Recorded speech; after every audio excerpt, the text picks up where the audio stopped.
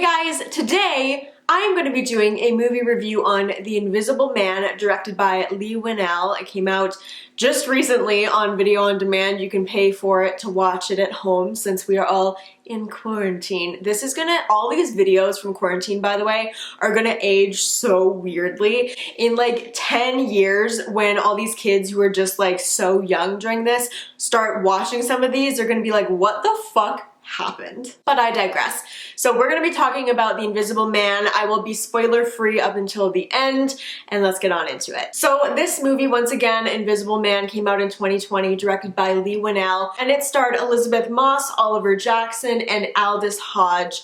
And this movie, first of all, was so perfectly cast. Everyone is so believable in their role. Elisabeth Moss, she encompasses this like quiet timidness, and then through the movie you just see, like, you believe every change that she's going through. You believe every emotion. You believe everything that she says. Like, this movie is so claustrophobic and it's so isolating that she had to be able to portray that in an authentic way that didn't come off as like cheesy, and she absolutely nailed it. Like, this movie made so many smart decisions, not only with their casting and the acting choices, but like with the choices that people made situationally, because it's exactly what anybody else would do in that situation. There was no like, you know, the bye-bye man when you're just like, why did you do that? That makes no goddamn sense. Or there was no like, you did this because the script needed you to do it. Like, you did all these things in this movie because that's what a person in the situation would do. And that's only if you're a smart person in this situation. Way dumber decisions could have been made and still have been believable and not frustrating. Again, the casting was absolutely incredible. Her friend, the cop, was perfect. Like, that character and the character of her sister, it was just, again, so isolating because you wouldn't believe somebody. As much as we all want to think that like we're not the dad in the horror movies, like if one of my friends came to me and was like, I'm being haunted by an invisible man, half of me would be like, so we're gonna go to the doctor now, and you're not gonna say this out loud to people because you sound fucking crazy. And like, the other half of me might be like, well, what if it's true? But that would be overridden by the half of me that is a rational human being. You can see that the fight that he has, kind of, where he wants to believe her. He knows that she's been through this trauma though, and that lends itself to her being traumatized and PTSD and just not being able to get over what has happened to her, because the whole story of this is Elisabeth Moss is leaving this abusive and controlling relationship, and he can't let her go. I don't think that this movie ever makes you question, like, is she actually being followed by an invisible man? I think that you see the conflict with that, is she or isn't she, through her friends. But as an audience, I think that we're all kind of on her level and we're on her side, and we believe what she's saying and what she believes. And I like that. I like that the movie didn't make us question her sanity, or didn't make us question if she's telling the truth or if she's just traumatized. I appreciated that we as an audience were on her side from the get, because that would have been so much more isolating and frustrating to watch. Seeing her friends, her sister, this young girl that she is like I don't know, mother figure, sister figure to, just all turn their back on her, and then us as an audience also be questioning her. So I like that we were on her side through the movie. Please hold while my cat takes a shit in the other room and is making so much noise in his litter box. Are you done? Not done yet. Okay. Another thing that I loved about this movie was the tone and the tension.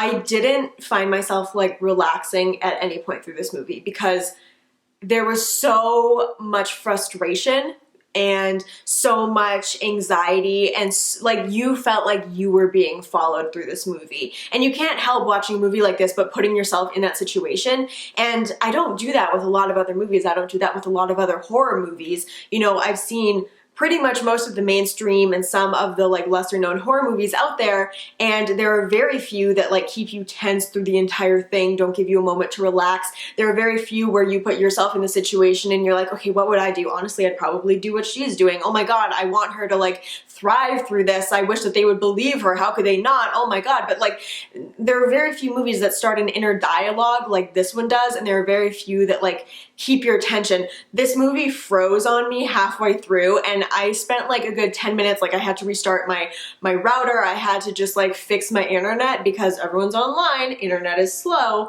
but it was the most frustrating 10 minutes because it stopped at like the, I don't know, 3/4 of the way mark. So it was just getting to the big finale, and all I wanted to do was watch it, and the idea that I was gonna have to wait even like 10-20 minutes, I was like, no, I need to find out what happens. So should you watch this movie? Yes. If you're a horror fan, yes. Is it scary? It made me jump at one point. They didn't rely on jump scares. I jumped like one time, but it wasn't even a jump scare. It was like a necessary, I guess you would classify it as a jump scare, but it was a necessary scare to the story. It wasn't like, you know, they're rising the tension and then a bird hits the window and it's like they just added that in to make the audience jump. Like, it was a necessary to the story kind of scare. And other than that, they tend to rely on like just empty shots where you don't know where the guy is. And I thought that that was so effective. I really liked when they did that in Blair Witch, when they just kind of like look out into the forest and you don't know if you're supposed to see something like that, when there's nothing but there might be something. Like, those are so effective to me.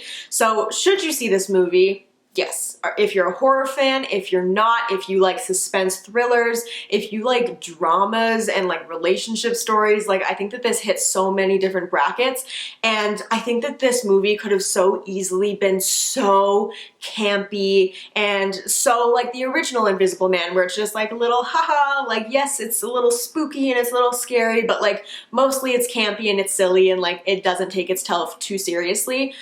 But I think that they took it seriously enough, and they made it so realistic to like what would happen in society if this was a thing.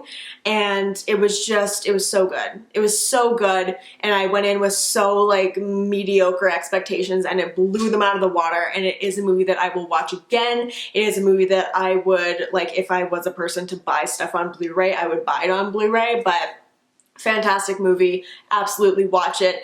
And now I just want to talk just a little bit about spoilers. Okay, I just want to talk about the ending. All of the other spoiler things throughout the whole movie, like, you just have to watch it, but I need to talk about the ending and how absolutely effective and how satisfying it was as an ending.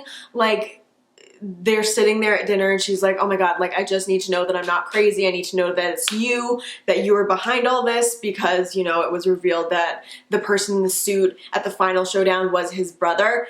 And just the way that he lets her know, just like, oh, surprise, like, so good, so good. Like, this is a movie where you have to pay attention. Also, the restaurant scene with the slit throat, oh my god.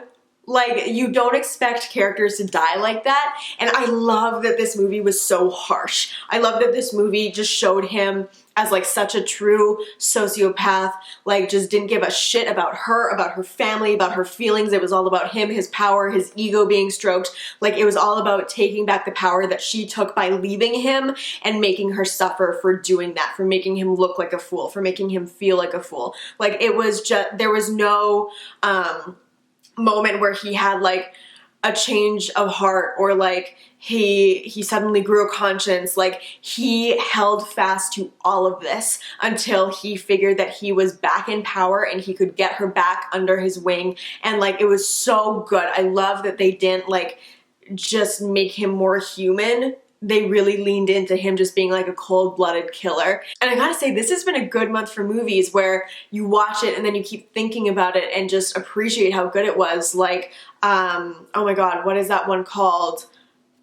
Annihilation was fantastic. Nocturnal Animals was fantastic. I rewatched Arrival recently, fantastic. And like, this one just adds in to like a quadrant of fantastic movies. So I had a great time watching it. I think it's a great movie to watch while you're in quarantine. I think it's a great movie to watch if you're just bored and you want something to do. Like, watch it. It's great. It's worth the rental fee or the find it online fee, whatever. But that is it for my Invisible Man review. If you guys have seen it, let me know your thoughts down below. If you haven't seen it but you watched until the end through the spoilers, alright, interesting choice, but go watch it anyways. It's really good. And that's that. I love you guys so much. I will see you very soon. Peace out.